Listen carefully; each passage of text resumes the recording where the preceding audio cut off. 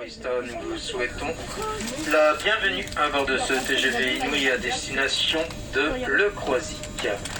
Nous desservirons les gares d'Angers Saint-Lô, Nantes, Saint-Nazaire, La Baule-Escoublac et Le Croisic sont terminus. C'est bon pour toi ? Oui, c'est bon. T'es prêt ? Ouais. Ibrahima, bonjour. Bonjour. Alors, il y a plein de gens qui nous écoutent en ce moment. D'accord. On va parler un peu de toi. D'accord. Tu es, entre parenthèses, pour le moment, apprenti, Oui. carreleur, Carolin, oui. à Pontchâteau. À Pontchâteau, c'est Mirsol Création. Comment t'es arrivé à Pontchâteau, en Loire-Atlantique ? Je suis arrivé en France avril 2017, Ouais. à Nantes. Donc, je me suis pris en charge par l'association qui aide les mineurs non accompagnés. Et ils m'ont pris en charge et puis ils m'ont transféré à Pontchâteau ici en mois d'août 2017. Je suis arrivé à l'âge de 15 ans et à l'âge de 15 ans, tu peux pas travailler tant qu'apprenti. Apprenti. Tu es obligé d'aller au collège. Tout de suite, t'as voulu aller dans le carrelage ? Ouais. Pas tout de suite. Je suis arrivé, le début, je cherchais notre métier mécanique. Ah, ok. Toi, t'étais plutôt branché voiture. Ouais, j'aimerais bien faire, j'avais envie de faire ça. Le début, j'avais envie de faire ça.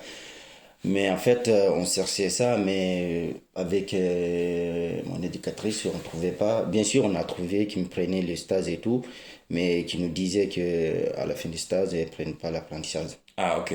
Donc en gros, c'était un peu bouché pour toi. Voilà, c'est un peu bouché. Et puis, à ce moment, avec l'éducatrice, elle m'avait demandé si j'avais envie de faire autre chose, autre métier, parce qu'il y en a plein.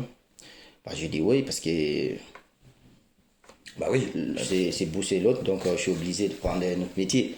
Elle m'a demandé, donc elle m'a proposé tous les métiers qui correspondaient, qui cherchaient les apprentis et tout ça. Et là, c'est là que t'as rencontré le carrelage. C'est là que j'ai rencontré carrelage et puis je dis attends, en Algérie et tout ça, là où je passais, je voyais des gens qui travaillaient le carrelage et tout, donc Tu t'es dit pourquoi je pas ? me suis dit pourquoi pas essayer ça. Et directement, avec mon éducatrice, donc on a essayé de chercher. Après, on s'est tombé sur l'entreprise Mirsol Création. J'avais rencontré Madame Ecobichon et Monsieur Ecobichon. Donc on est venu ici, on s'est rencontrés et puis j'ai parlé avec l'éducatrice et tout. Et puis ils m'ont pris pour faire le stage et puis... Et puis après, ça a marché. Oui, après ça a marché. Et puis ils m'ont pris à l'apprentissage. Je suis inscrit au CFA. En arrivant ici, avec le temps que j'ai passé ici, tout ce que j'apprenais, et puis je voyais bien, il y avait notre apprenti, tout ça là qui faisait le concours. Et ça me plaît beaucoup aussi de faire les choses, tu vois. Et là, tu t'es dit... je me suis dit, attends, pourquoi pas moi aussi. Moi. Voilà, pourquoi pas. J'avais envie de le faire et puis je me suis inscrit pour faire le concours meilleur apprenti France. Et là, c'est parti. J'ai bossé quand même. Je veux dire, c'est pas facile quand même. C'est pas donné à tout le monde. Ouais, c'est pas donné à tout le monde. C'est pas donné à tout le monde parce que c'est beaucoup de travail en fait.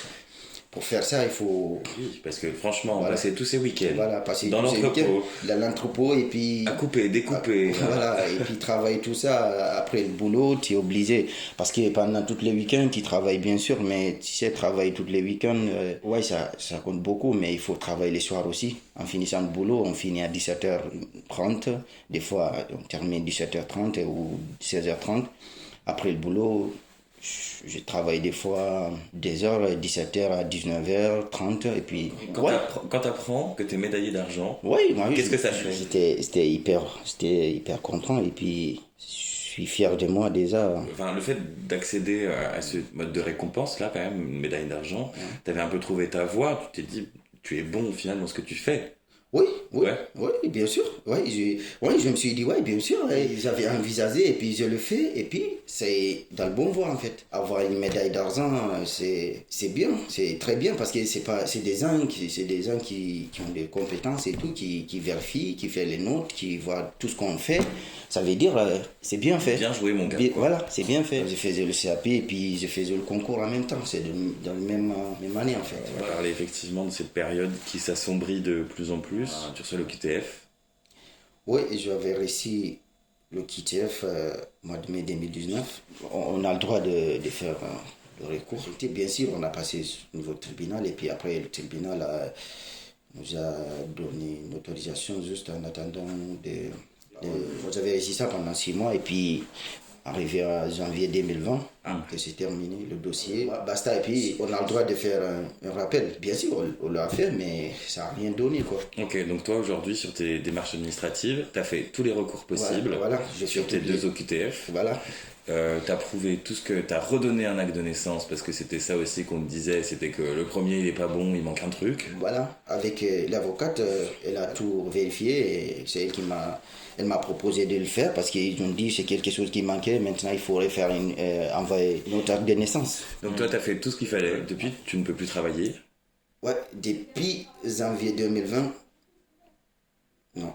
Et comment tu le vis? Ah, ça c'est une autre chose. C'est vraiment compliqué, en fait. Comment tu fais pour, de temps en temps, parce que c'est lourd, comment tu fais pour oublier des fois tout ça?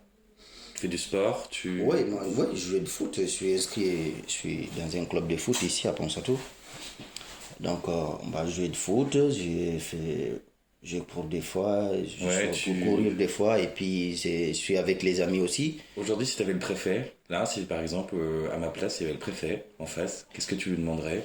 Tout ce que je vais lui demander, c'est juste de me laisser travailler, de me donner une autorisation de travail, c'est tout. Voilà, j'aimerais bien vivre comme les autres, en fait. Avoir mon appartement, vivre à mon salaire, travailler, et puis basta, quoi. c'est tout ce que je demande à la préfecture. Pour moi, c'est vraiment difficile. Et puis, c'est pas que pour moi, mais vivre comme ça, à n'importe qui, c'est compliqué. Ouais. C'est pas normal. Ça, c'est juste, ouais, c'est pas normal. Je vais juste demander de me... Ouais, voilà. Juste donner une autorisation de travailler. Et puis, vivre comme les autres, quoi. Bah oui, tu le mérites, bien sûr. Tout le monde, d'ailleurs.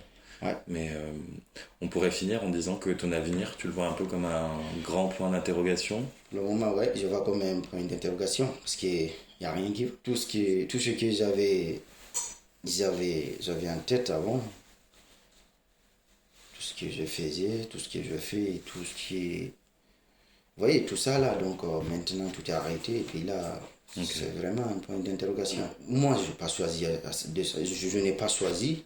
Et je pense bien qu'il y aura personne qui va choisir d'être comme je suis maintenant.